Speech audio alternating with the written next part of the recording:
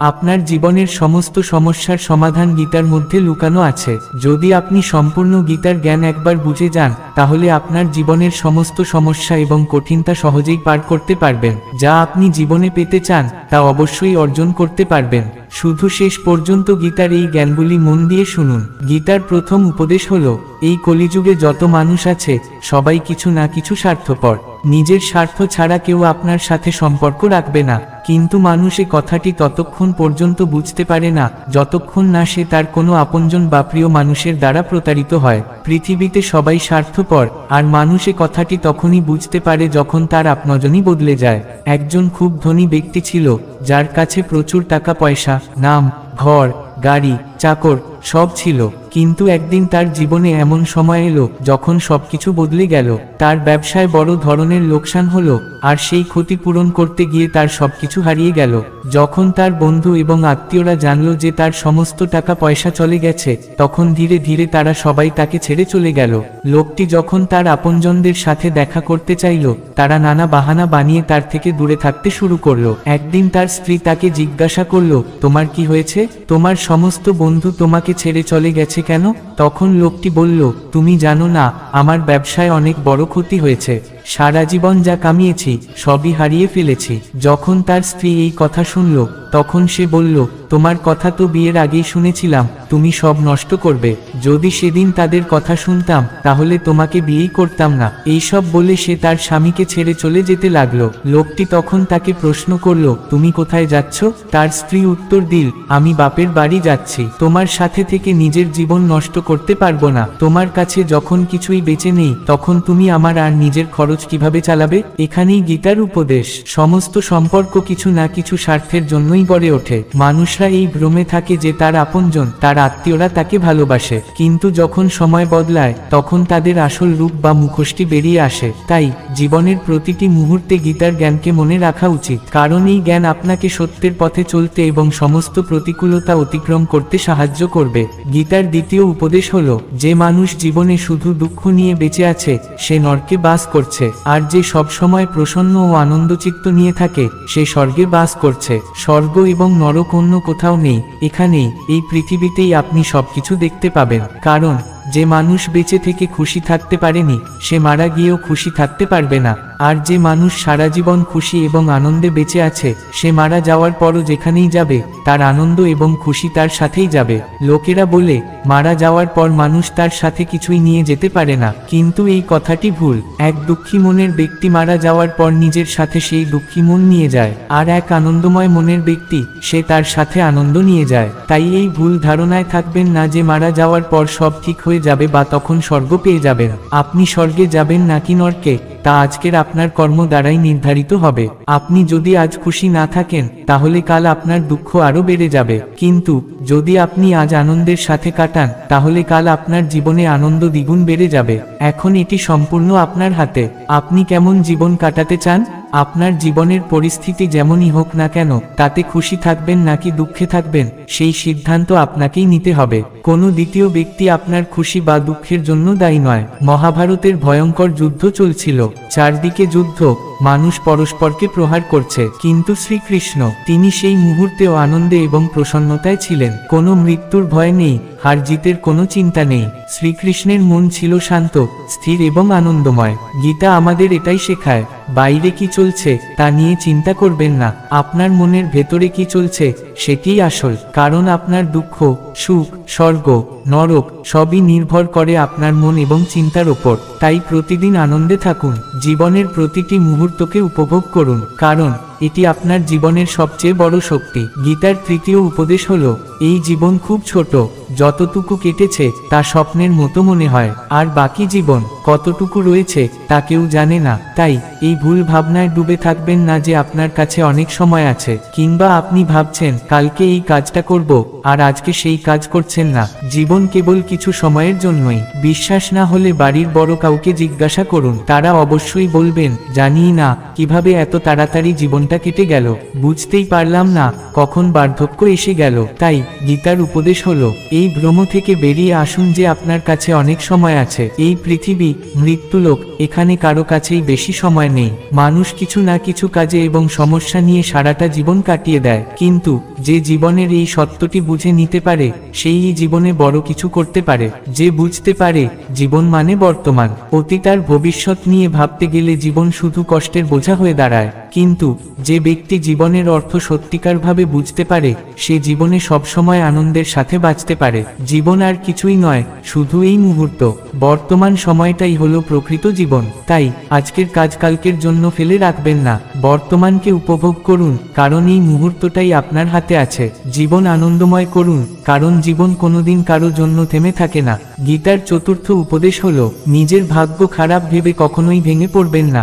ভাববেন না আমার ভাগ্যই খারাপ, আমার সাথেই সব খারাপ ঘটনা ঘটে। যে ব্যক্তি সবসময় এইভাবে ভাবে সে জীবনে কখনোই সুখী হতে পারবে না, কারণ তাদের জীবনে যদি ভালো কিছু এসেও যায় তবুও তারা সেটাকে সঠিকভাবে গ্রহণ করতে পারে না। তাদের মন সবসময় দুঃখ আর হতাশায় নিমগ্ন থাকে। বাস্তব সত্য হলো কর্মই ভাগ্য পরিবর্তনের মূল চাবিকাঠি। ভাগ্য নিজে থেকে কখনো ভালো হবে না বা খারাপ হবে না। আপনার ভাগ্যের নিয়ন্ত্রক একমাত্র আপনার কর্ম।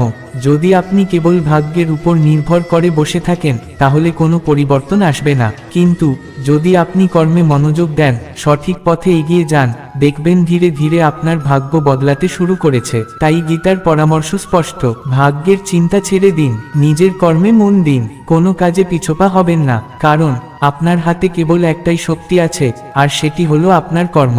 যখন আপনি নিজেকে কর্মে নিমগ্ন করবেন দেখবেন যেটা আগে অসম্ভব মনে হতো সেটাই ধীরে ধীরে সম্ভব হয়ে উঠেছে। ভাগ্য তখন আপনার পক্ষে কাজ করবে। তাই হতাশার জায়গায় আত্মবিশ্বাস নিয়ে আসুন, কর্মে বিশ্বাস রাখুন, তারপর দেখবেন আপনার খারাপ ভাগ্য একদিন কেবল স্মৃতি হয়ে থাকবে। গীতার পঞ্চম উপদেশ হলো, যখন আপনি কোনো জিনিসের প্রতি অত্যাধিক মোহ রাখবেন জানবেন সেই জিনিসই একদিন আপনাকে শেষ করে দিতে পারে। যদি আপনি নিজের সুখকে কোনো বস্তু বা ব্যক্তির ওপর নির্ভরশীল করে ফেলেন তাহলে সেদিন থেকেই আপনি সত্যিকারের সুখী থাকার ক্ষমতা হারিয়ে ফেলবেন, কারণ যেটার ওপর আপনি নির্ভর করছেন সেটাই একদিন আপনাকে কষ্ট দেবে। এই পৃথিবীতে যদি কেউ আপনাকে সবচেয়ে বেশি দুঃখ দিতে পারে তাহলে সেটা আপনার নিজের মন। যখন মন কোনো জিনিস বা মানুষের প্রতি অতিরিক্ত মোহগ্রস্ত হয়ে পড়ে তখনই দুঃখ শুরু হয়। আপনি নিজেও বুঝতে পারবেন না কিভাবে সেই ব্যক্তি বা অভ্যাসের দাসত্বে বন্দী হয়ে গেছেন। ভেবে দেখুন, যদি কোনো অভ্যাস বা মানুষ ছাড়া আপনি থাকতে না পারেন তাহলে সেটাই প্রমাণ করে আপনি তার দাস হয়ে গেছেন। আপনার আনন্দ, আপনার সুখ তখন আর আপনার হাতে নেই, সেটা অন্য কারো বা অন্য কিছুর নিয়ন্ত্রণে চলে গেছে। তাই গীতার শিক্ষা স্পষ্ট, নিজেকে কখনো এতটা দুর্বল হতে দেবেন না যাতে আপনার খুশি বা শান্তি অন্য কারোর দাসত্ব হয়ে যায়। নিজের সুখের চাবিকাঠি নিজের হাতেই রাখুন, তবেই আপনি প্রকৃত স্বাধীন আর সুখী হতে পারবেন। গীতার ষষ্ঠ উপদেশ, নিজেকে ভালোবাসতে শিখুন, নিজের জীবনকে ভালোবাসুন। অনেকেই আছেন যারা শুধুমাত্র অন্যদের খুশি করার জন্য জীবন কাটিয়ে দেন। তারা ভাবে লোকেরা আমাকে পছন্দ করছে তো আমি কি তাদের প্রত্যাশা অনুযায়ী চলছি, কিন্তু তারা ভুলে যায় এই জীবন নিজের জন্য। শুধুমাত্র অন্যদের খুশি রাখার জন্য যদি বেঁচে থাকেন তাহলে একদিন বুঝতেই পারবেন না কখন নিজের আসল সুখ হারিয়ে গেছে। যারা সারা জীবন অন্যের জন্য বাঁচে তারা কখনোই বুঝতে পারে না যে তারা নিজের জন্য এক মুহূর্তও বাঁচেনি। যে সুখ তাদের পাওয়ার কথা ছিল তা অন্যদের জন্য উৎসর্গ করে দেয়, কিন্তু শেষ পর্যন্ত কি হয়, তাদের নিজেকে কখনোই গুরুত্ব দেওয়া হয়নি। তাই গীতার শিক্ষা স্পষ্ট, লোকেদের জন্য নয়, আগে নিজেকে ভালোবাসতে শিখুন, নিজের জন্য বাঁচতে শিখুন। আপনার একটাই দায়িত্ব, নিজেকে খুশি রাখা। যদি আপনি নিজে খুশি থাকেন তাহলে দেখবেন আপনার চারপাশের সবাই খুশি, পুরো পৃথিবী যেন আনন্দে ভরে গেছে। কিন্তু যদি আপনি নিজেই দুঃখী থাকেন তাহলে যতই চেষ্টা করুন না কেন আপনি কাউকে সত্যিকারের খুশি করতে পারবেন না। তাই নিজের জীবনের মূল চরিত্র হন, অন্যদের জন্য নয়, নিজের জন্য বাঁচুন। গীতার সপ্তম উপদেশ, যখন সবাই আপনার সঙ্গ ছেড়ে দেবে, যখন আপনি একা হয়ে পড়বেন তখন কি করবেন? সাহস হারাবেন না, শুধুমাত্র ঈশ্বরের উপর ভরসা রাখুন, কারণ এই পৃথিবীতে সবাই স্বার্থপর।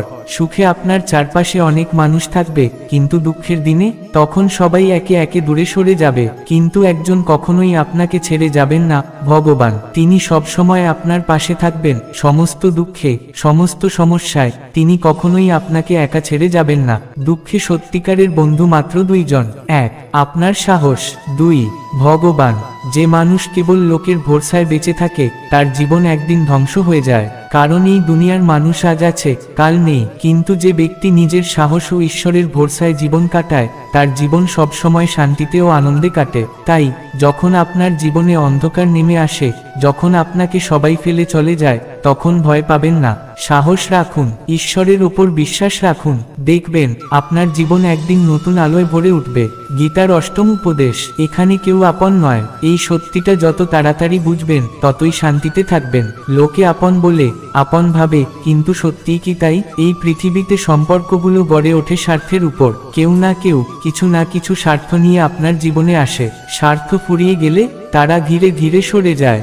একদিন যখন আপনার কাছে কিছু থাকবে না, তখন দেখবেন যাদের আপনি নিজের বলে ভেবেছিলেন তারাই একে একে দূরে সরে যাচ্ছে। তখন বুঝবেন আসলে এখানে কেউ কারো আপন নয়। তাহলে কি কারো উপর ভরসা করা যাবে না? নিশ্চয়ই যাবে, কিন্তু সেই ভরসা লোকের উপর নয়, নিজের কর্ম ও ভগবানের উপর রাখুন।